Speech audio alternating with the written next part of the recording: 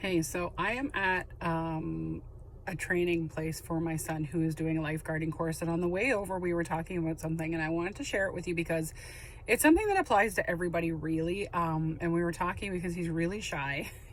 He's my shy child. And we were talking about how in the lifeguarding course, you have to be loud. And if you're not loud, you can actually fail. And what I mean by that is when they're doing the lifeguard training, they're teaching you to call for help. And if there's an emergency, to organize a group and to start directing what needs to be done, because that's going to be part of your job. And you have to be loud. So if you're in an emergency situation, something's happening, there's people gathering around, there's any kind of noise around you, you also have to be louder than the noise around you. But you have to be able to point at someone, you have to be able to say, hey, I need you to go call 911, I need you to go do this. And you have to start directing people, and you have to start doing it very loudly. And you have to call for help if you're in a situation where you're in a room or a pool alone and say someone stepped out, you need someone to start coming in and helping you. You have to be able to draw attention to yourself, which is something he absolutely hates. So he has to get past that in order to pass the course. So we were discussing it this morning, and I was saying, people always fear judgment from other people. And in this instance, a couple of girls in his bronze cross and bronze medallions class, they actually didn't pass because they were so quiet.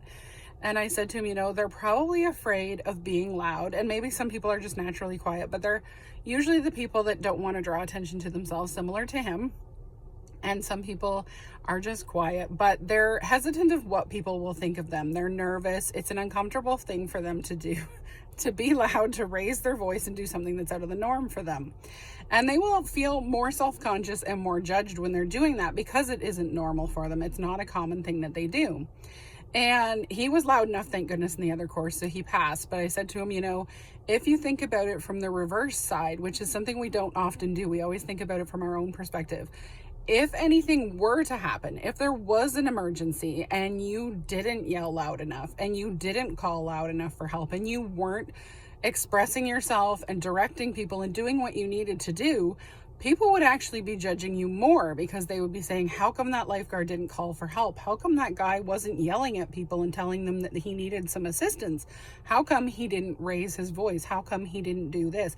And there would have been a lot more critical judgment because of that.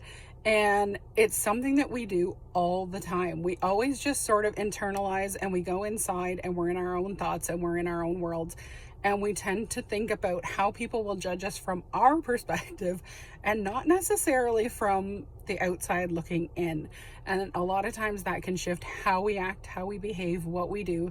And while that can be uncomfortable for us, yes, at the start, it is something that it's good to get in the habit of doing, is from looking from the other perspective.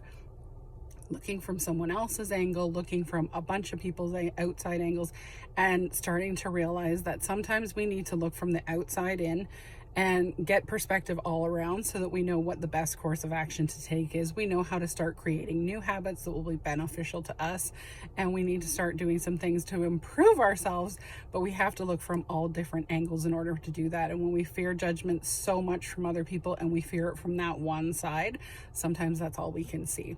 So I'm going to share that message with you today while I'm here, and I'm going to be doing a lot more videos sitting in my car because I'm going to be out here waiting for him to do his course.